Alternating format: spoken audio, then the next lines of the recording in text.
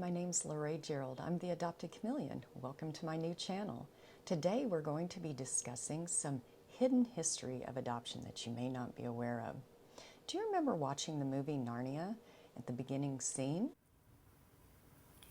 This is when, in World War II, London was being bombed, and the government decided at this time that they would help the children and elderly people in their country. They thought it would be better if they sent them off to the country. In this scene, that's what's happening.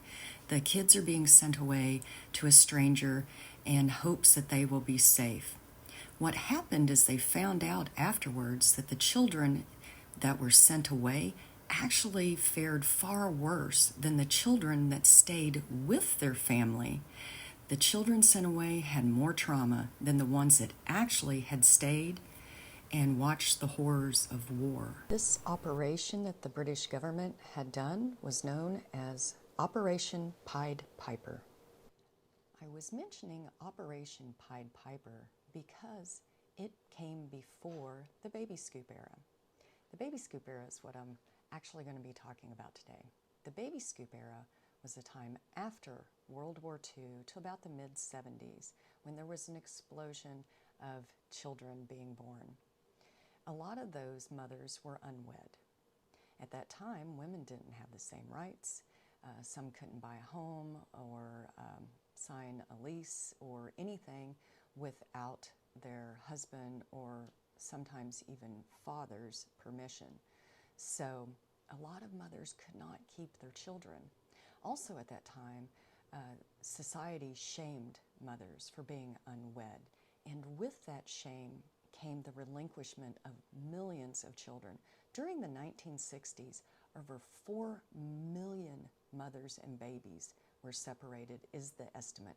They really don't know because the adoption industry is unregulated, so they have not kept count of how many children were actually adopted. My mother and I were victims of the baby scoop era. She was a college student, and so was my father. He was sent off to the Vietnam War, and 9 months later, I came along. She was so ashamed that she never even spoke of me. She would not meet me, not talk to me, not have anything to do with me. Growing up, being ignored by your mother is something that doesn't go away. The shame was orchestrated by society, mainly religious organizations, and then they came around and told the mothers that they could put the babies up for adoption to alleviate the shame of what they had done. So they created a false narrative of shame. So mothers would give up their babies, and then people, typically white adoptive couples, would come along and take the babies, and all of a sudden everything was perfect. No one considered that adoptive parents have the same exact issues as the birth mothers, and they definitely never thought about the harm. Going back to Operation Pied Piper, we already knew that children being separated from their family was traumatic. We also knew this because of Bowlby and Harlow's monkey and others that had studied childhood development. But adoption became the norm during the baby scoop era. They did not talk about the trauma of how the mother and child will suffer trauma during the separation. They also did not tell people that it was a permanent solution to a temporary situation. Most mothers wanted their children. That was another thing that they lied about. They tried to make everyone believe that these mothers didn't want their children and they were better off without them. So they would basically put them on a pedestal so that they could get their babies. They told them that they were blank slates, that the kids would be better off, that there would be no trauma. But we do know that there is preverbal trauma. In the United States today, they would like the baby scoop era to come back. They're trying to force people to give birth. And there are approximately 40 people waiting for every baby that's relinquished in the United States right now. That's why they can charge $50,000, $70,000, sometimes $100,000 for a baby. It will also depends on the ethnicity and the health of the child. Yes, adoption charges different rates for different children. The United States has not apologized for the baby scoop era, but some countries have. In 2013, Australia apologized for forced adoptions, acknowledging that many mothers were pressured, deceived, and threatened. The apology was made after a Senate inquiry estimated that as many as 250,000 mothers were affected by the practice. In 2015, Manitoba Premier Greg Selinger of Canada apologized for the 60 scoop, the first apology from a Canadian province for the forced adoption and relocation of Indigenous children. In 2017, the Canadian government announced an $800 million settlement for the Martol case, which was ruled to be liable for the harm caused by the 60 scoop. In 2018, Alberta Premier Rochelle Notley apologized to survivors and families from the Alberta legislature.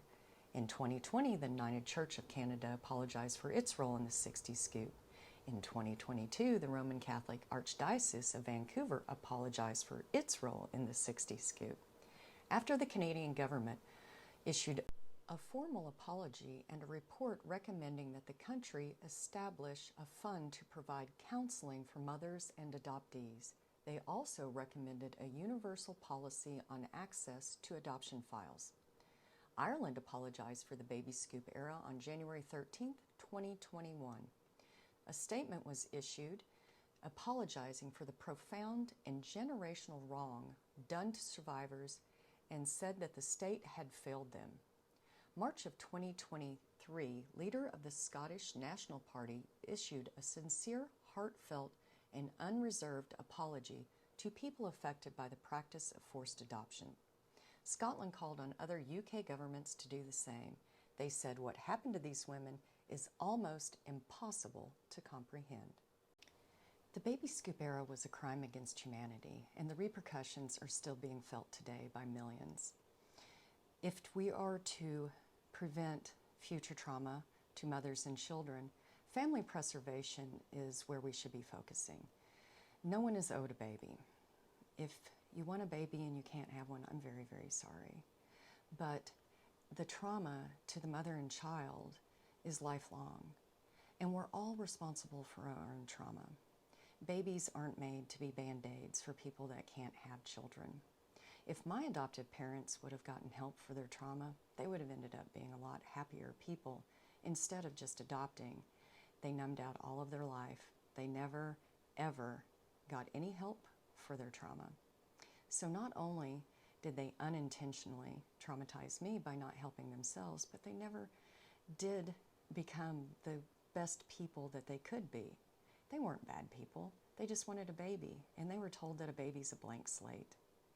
They didn't realize that I was suffering the whole time and being traumatized by not being able to discuss how I felt. So that's why I talk about these things. I'm not trying to shame or blame anyone here. I want us all to learn, and so that we can be the best versions of ourselves that we can be, and I also want us to learn together. When we talk about things and have those uncomfortable conversations, that's when we grow. So thank you for being here today, and thank you for watching. Please like, comment, and subscribe. Also, let me know in the comments below what you would like me to talk about. Have a great day.